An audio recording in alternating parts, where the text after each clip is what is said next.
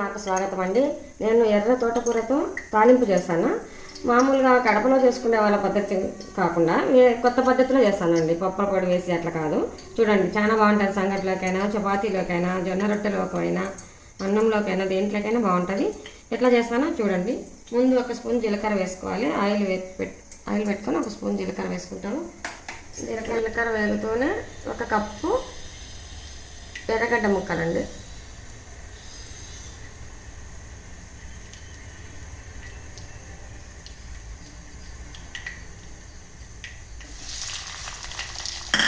తర్వాత ఒక 7-8 పచ్చిమిరపకాయ చీలికలు చేసుకున్నాం. పచ్చిమిరపకాయలు చీలికలు చేసుకోవాలి. పచ్చిమిరపకాయ చీలికలు చేసుకున్నామండి.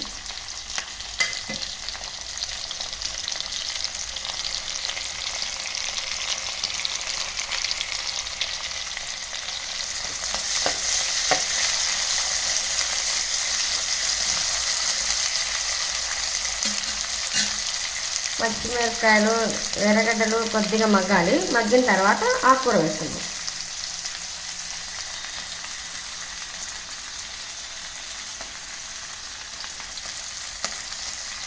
ఆకుకూర బాగా ఉప్పు నీళ్ళతో 2 సార్లు కడగండి. శుభ్రంగా కడిగి పెట్టుకున్న ఆకుకూర ఇది.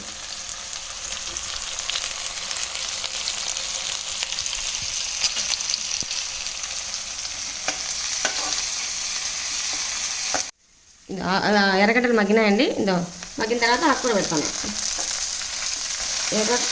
ఎర్ర తోటకూర అండి.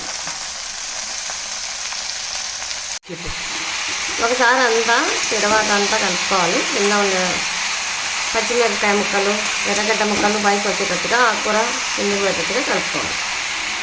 కలిపి మూత పెట్టి మగ్గబెట్టుకోవాలి. చిన్న మంట పెట్టి లో ఫ్లేమ్లో మగ్గబెట్టుకోవాలి. తర్వాత మగ్గబెట్టుకున్న తర్వాత నేను చూపిస్తానండి లాస్ట్లో ఏమి యాడ్ చేస్తానండి.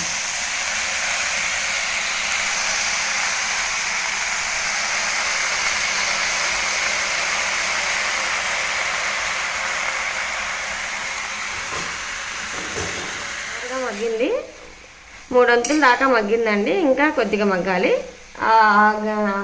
ఆ కనపచ్చే కాడలన్నీ బాగా ఉడికిపోవాలి. చిన్న మంట పైన మూత పెట్టి ఉడికించుకుంటే ఆవిరికి బాగా ఉడికిపోతుంది. తర్వాత ఈ తాలింపులో ఏం పొడి వేస్తాం అనేది మళ్ళీ చెప్తాను.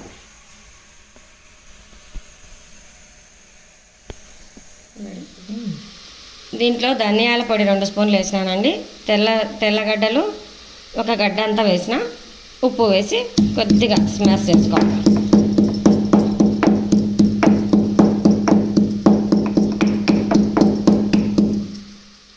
ఈ పొడిని మనం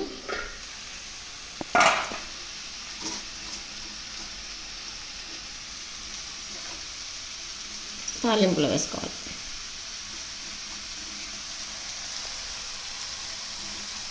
పూర్తిగా ఆకంతా ఉడికిన తర్వాత ఈ పొడిని తాలింపులో వేసుకొని బాగా కలుపుకోవాలి. అంతే అండి, ఎర్ర తోటకూరతో తాలింపు రెడీ అయిపోయింది. ఇది చపాతీలో బాగుంటుంది, జొన్న రొట్టెలో ఇంకా బాగుంటుంది, సంగట్లో కూడా బాగుంటుంది. ఈ గ్యాస్ట్రిక్ పప్పుల పొడి, శనక్కాయల పొడి గ్యాస్ట్రిక్ అనుకునే వాళ్ళు ఇట్లా ట్రై చేసుకోండి. గ్యాస్ట్రిక్ ఉండదు. తాలింపు చాలా రుచిగా ఉంటుంది. చూడండి ఎంత బాగా ఉడికిపోయిందో.